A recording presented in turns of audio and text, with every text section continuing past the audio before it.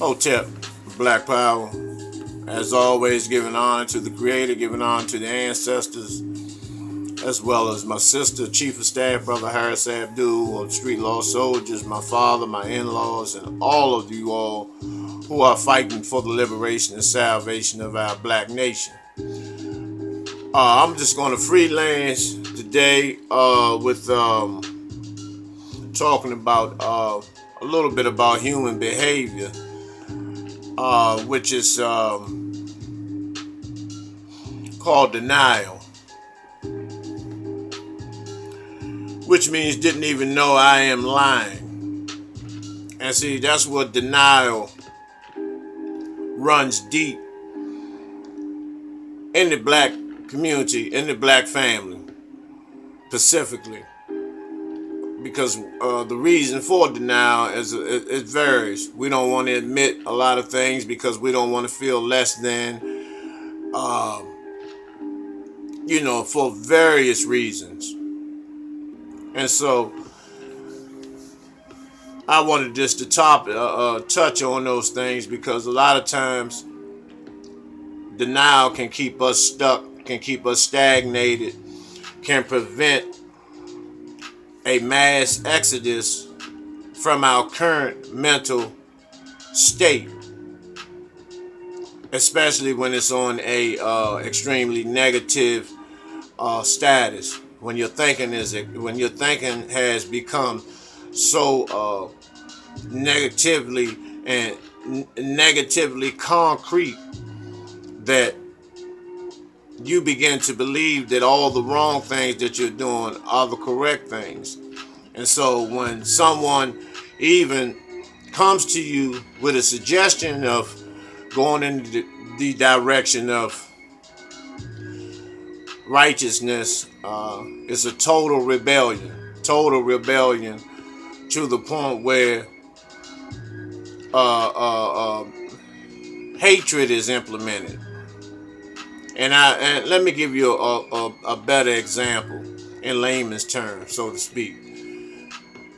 When you have a situation such as a drug problem, and someone confronts you and says that, someone says, it's time to, you may want to let that thing go because it's become a problem, your drug use. Because you have drug users and then you have drug abusers, which is a very thin line between the two. Because most of us as melanated people, we have addictive behaviors, we have extremist mindsets. So in other words, when we do anything that we commit ourselves to, we go all the way with it. So that's why I say it's a thin line between the drug use and abuse. Same for gambling addictions. A lot of times, in recent years, gambling has excelled into different areas. You always had the card games, you've always had the dice games, and you've always had the slot machines. Now it has extended to sports, bowling, whether you bet on other people or whether you bet on yourself, bowling. The same with sports. And it's in sports, it has become so widespread, and I mean it has just sports gambling has skyrocketed within the last 10 years. I mean from like 10% to like 220%. So, what's your area of denial? It may not be drugs, it may not be gambling, because there are 194 and more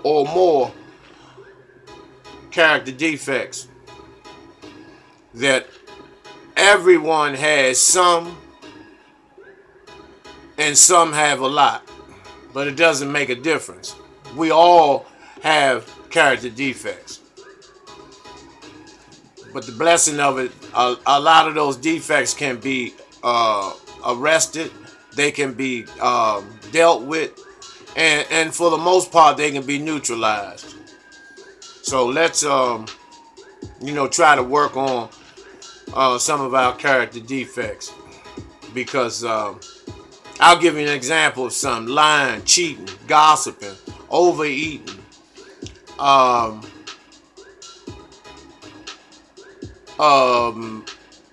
being overgiving, being a floor mat for people to walk all over you, afraid to confront people, over confrontational, boisterous, thievery, concoctedness, cockiness, bad attitude, spoiled, stubborn.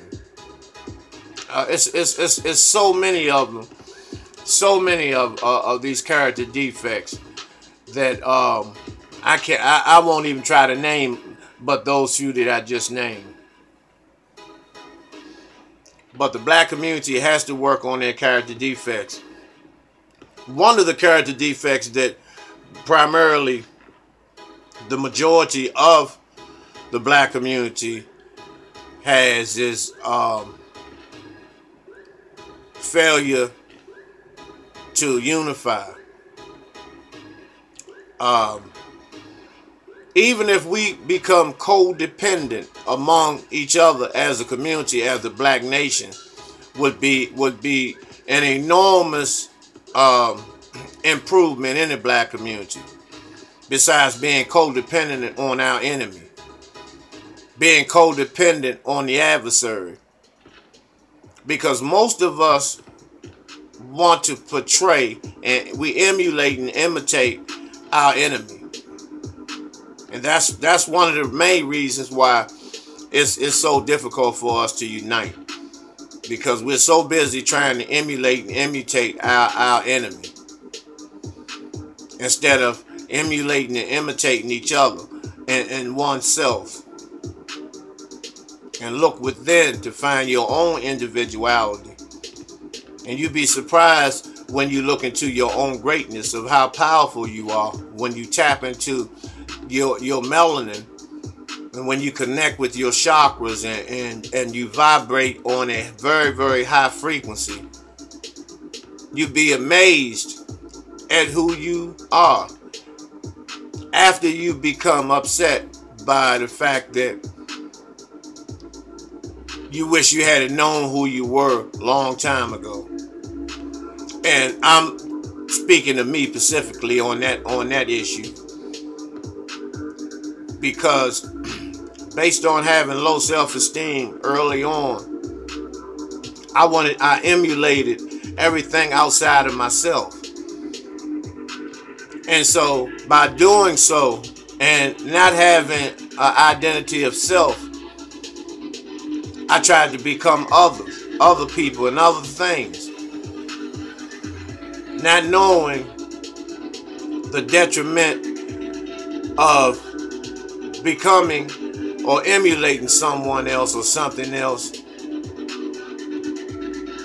And then when I finally found out who I was, I realized all the power that I had in me for so long, my own greatness, that everything that I read about, everything I looked outside of myself for, for self-esteem, enlightenment, was already in me. And so that's why I'm telling you all that it's a very, very beautiful thing when you get in touch with who you are, when you understand that you created in the image and the likeness of the Most High. You can't get any higher than that.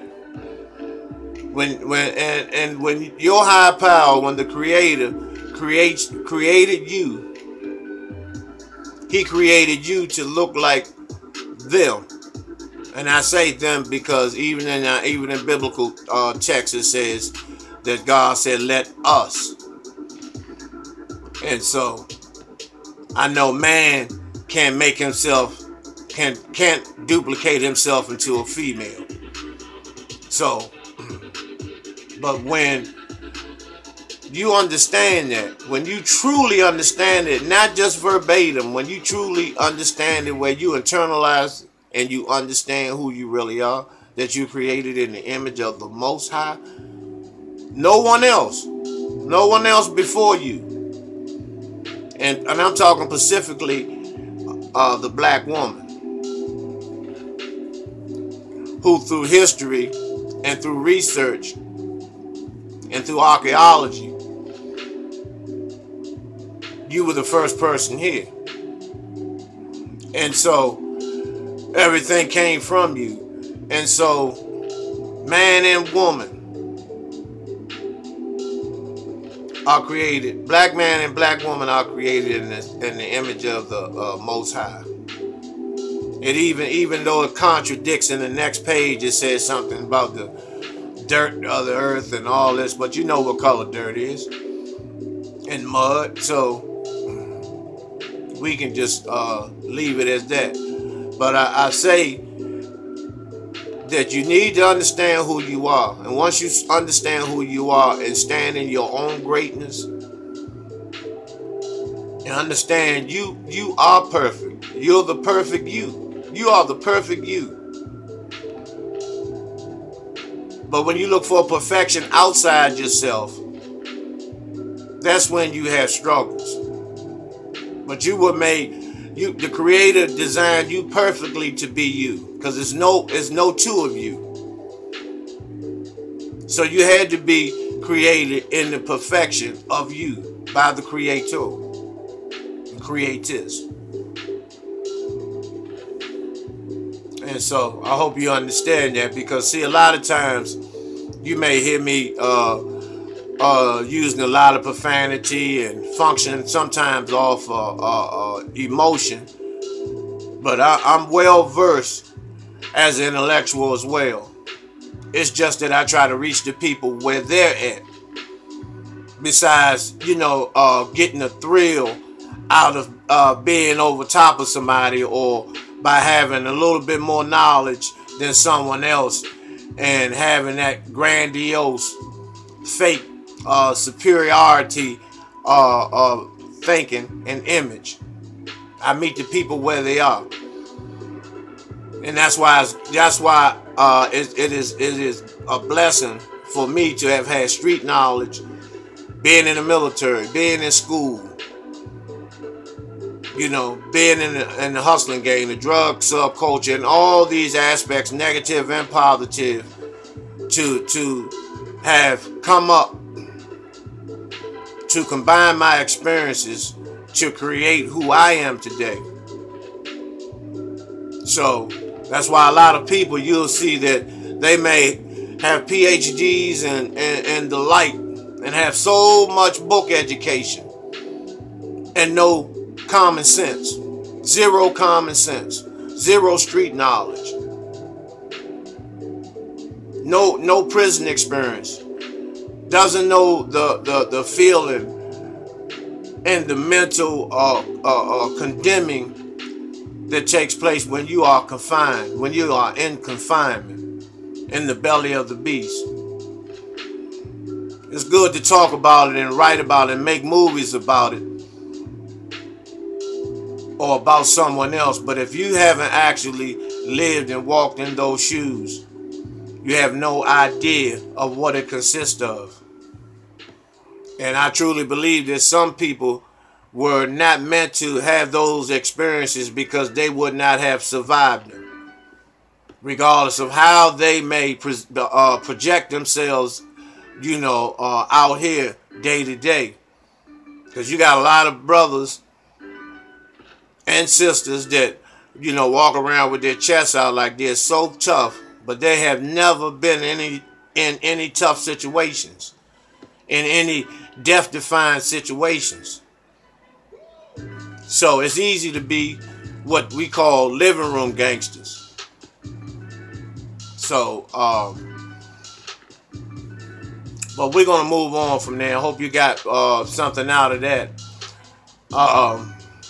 We're going to talk about the conscious rappers, meaning that it's no excuse for our young and our youth to continue to listen to that filth. Not just from Lil Wayne. Lil Wayne is a victim too, but also he has to be held accountable because he knows the difference, just as the rest of these rappers that pump this filth for the white so-called Jew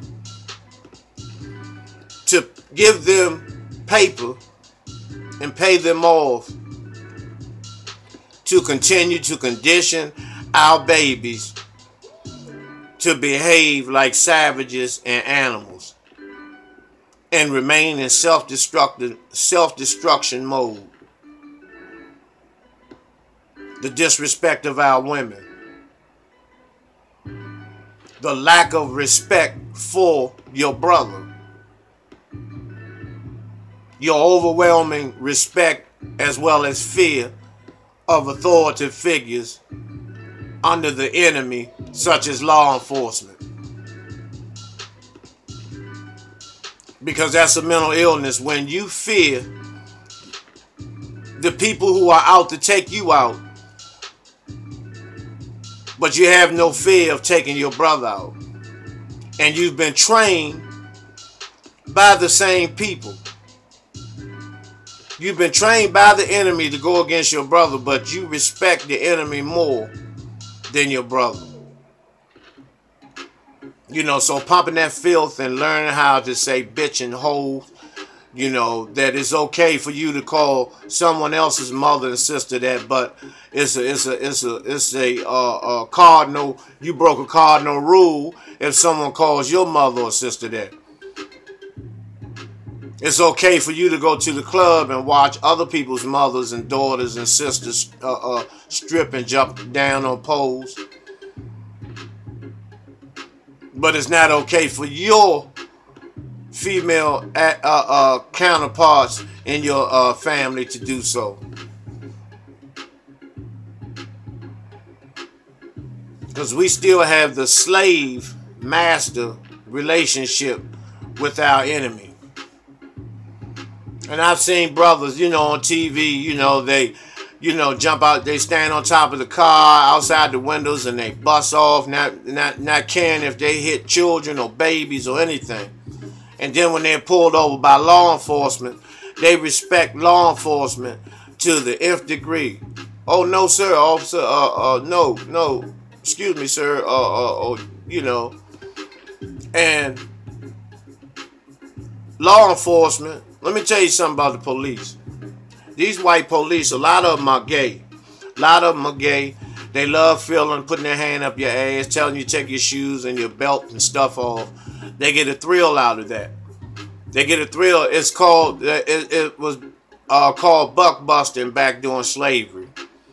Where they had you in that same position and they will rape you in front of your family to show that, you know, that you weren't tough or that you weren't strong. And part of dehumanizing and demasculating you. And it's the same way when the police pull you over. And you got to get out the car and give up your belt and all this type of stuff and spread eagle on the car in front of the whole entire public. So while he goes to his car, call you in, he's sitting there getting an erection, looking at you against the car, spread eagle. He's getting an erection while he's waiting on your name to come back to see if you have any warrants. But you don't know that. But you call yourself a thug. You call yourself a gangster and keeping it 1,000 and all this. But that's the price you have to pay for the disrespect of your sisters. The disrespect of your mother. The disrespect of your neighbors. Of killing your buddies that you went to school with. For what? Some paper that the white Jew has given you. And then they take it all back when you are arrested. So you go to prison for 40 and 50 years with nothing. It was all a waste. But back to Kendrick Lamar, one of the conscious rappers out here that breaks through barriers. and he's not perfect. He's not, you know, everything that he raps about, you know, is not 100% conscious, but for the most part, he is a conscious rapper. And if you look at the science, he deals in a lot of different sciences. You may not be able to see the faces on his CD cover, you know, but the name of the CD is Over Dedicated, and the O and the D is in high bold print, because if you look at the pictures in the background, those are all our celebrities and all our heroes and sheroes who passed away by way of drug overdoses. So it's a power, you know, he's very powerful, very conscious, and you have to give credit for brothers and sisters who take the time out and not go with the flow and go with the masses. Because let me tell you something. The white Jew doesn't respect any of you that rap about the degradation of your people. They don't have any respect for you. But it's a money maker. They make millions off of it. But they don't have any respect for you at the end of the day. But people that stand up, such as Kendrick Lamar and others, they get respect. Because the enemy sees that they'll stand up for their people, that they're trying to wake their people up. That they're just not going to just fall for anything or go with the flow. J. Cole, he's another strong brother. You know, I didn't like the album cover, his CD cover. Wasn't crazy about that, but J. Cole is a powerful individual who goes against the grain as well. Precise Science. Brother Rough Mike with the red, black, and green. May he rest in power. He was a phenomenal brother. One of the best, not just conscious rappers, but one of the best rappers that I have ever heard of. That I have ever listened to. Period. Along with Freedom Writer. Freedom Writer, who was a poet along with the rap. And Brother Carball, who does the singing, and Brother Flo, who does the producing. That was a hell of a team, and they're still in circulation. They're still gonna keep it moving, you know, in spite of Brother Rough Mike making his ascension.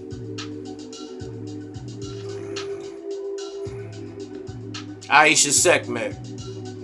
I haven't heard from her in a few years, but Aisha Sekhmet was one of the first conscious female rappers that I heard that was so raw and gritty,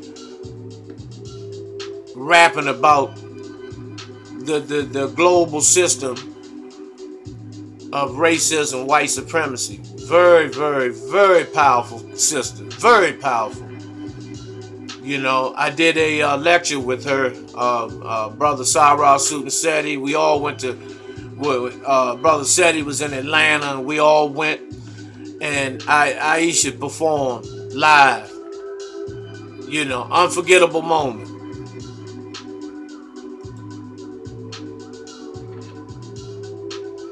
Brother Immortal Technique. Another brother who's part Latino, but he's not like the majority of Latinos who are fighting to be accepted by whites, white America. He understands who he is. He's done the research on how he came about. United Front out of Harlem, New York. Brother Sutek, who manages the group, they are phenomenal. They are. I put them in the same category as Precise Science. And these are, mind you, these are brothers and sisters who refuse to sign their name in blood with the Baphomet. And they are underground, independent labels, which is the best way to go. They are their own bosses. They answer to no one in terms of the corporate power structure. And as you know, brother Tupac Shakur, even in this photo where he's a slave on a plantation, Pac had a vision, not a dream. Because a lot of dreams are not even true. But all visions have meaning. Pac had vision. Pac was ahead of his time. He wasn't perfect. By him being a Gemini, he had those dual personalities where 1 minute he wanted to kill Biggie, and then the next minute, you know, he was talking about God.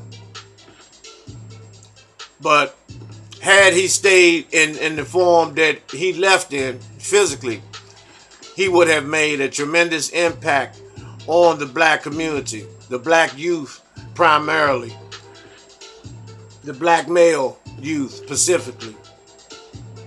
And the powers that be knew what they were doing when they eliminated him. Mos Def, Yasin Bey. Very, very strong brother. And I say that because by him being an actor as well as a poet and a rapper, a lot of his morals and principles he continues to maintain, because he understands his role. And there's certain things that you haven't seen Mos Def engage in. So you have to give him credit. And he's never above stopping and rapping and building with any of his people. That's what makes the brother so unique.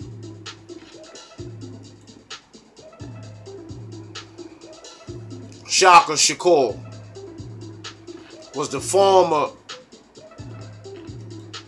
chairman of the New York division of the New Black Panther Party. But now he has a movement called the Black Soldiers. And they're pretty strong. Shaka Shakur is an awesome, phenomenal rapper as well. But he's a powerful, his oratory skills are impeccable. And he's a young brother with a lot of vision and a lot of potential. He's going to be a voice that's going to be felt and heard in the years to come.